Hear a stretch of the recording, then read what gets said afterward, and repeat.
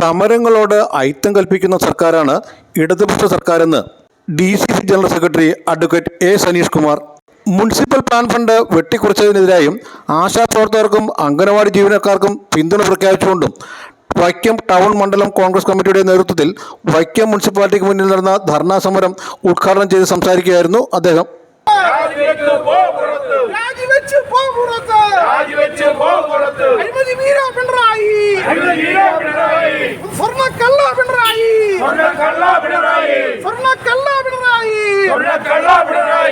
മണ്ഡലം Congress committee president Soni Sunny അധ്യക്ഷത വഹിച്ചു.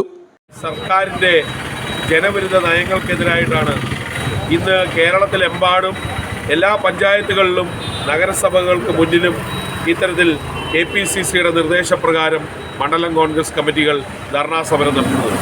ഈ ധർണാ സമരം നടത്തുന്നത് കേരളത്തിലെ ആശാ വർക്കർമാർക്ക് അവരുടെ സമരത്തെ പിന്തുണച്ചുകൊണ്ടും അതോടൊപ്പം തന്നെ ഈ കഴിഞ്ഞ ഒരാഴ്ചക്കാലമായി സമരം ആരംഭിച്ചിട്ടുള്ള നമ്മുടെ സാധാരണക്കാരായിട്ടുള്ള അംഗനവാടി ടീച്ചർമാർക്കും അവരുടെ സമരത്തെയും അനുകൂലിച്ചുകൊണ്ടാണ്.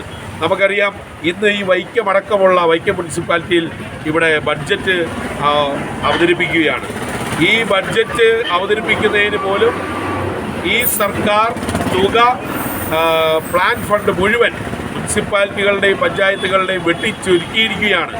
എന്നിട്ടാണ് പിണറായി വിജയനും എല്ലാ മന്ത്രിമാരും ധൂർത്ത് നടത്തിക്കൊണ്ടിരിക്കുന്നത്, ധൂർത്ത യാത്രകൾ നടത്തിക്കൊണ്ടിരിക്കുന്നത്. ഇതിനെതിരെ അതിശക്തമായ പ്രക്ഷോഭം കോൺഗ്രസ് പാർട്ടിയുടെ നേതൃത്വത്തിൽ വരും നാളുകളിൽ തുടങ്ങുമെന്ന് മാത്രമാണ് ഈ അവസരത്തിൽ പറയാനായിട്ടുള്ളത്. Ayyeri Soman, Renuka Ratheesh, George Varghese, KM Rajappan, KV Supran, PD Bijimol, Onnaredi Gopi, K Muraleedharan, Suma Kusuman, Saudamini Abhilash തുടങ്ങിയവർ സമരത്തിന് നേതൃത്വം നൽകി. മാർച്ച് മാസം 26-ാം തീയതിയാണ് സർക്കാരിൻ്റെ ഉത്തരവ് പ്രകാരം പദ്ധതി പണങ്ങളുടെ അവസാനമായി ട്രഷറിയിൽ ബില്ല് സമർപ്പിക്കാനായിട്ട് സമർപ്പിച്ചത്. എന്നാൽ 24-ാം തീയതി കൂടി തന്നെ സംസ്ഥാന സർക്കാർ കേരളത്തിലെ ട്രഷറികൾ പൂട്ടിയിരിക്കുന്ന സ്ഥിതിയാണ്.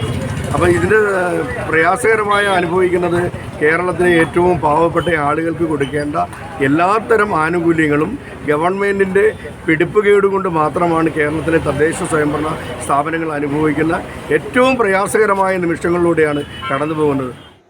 Vision news, Vaikom.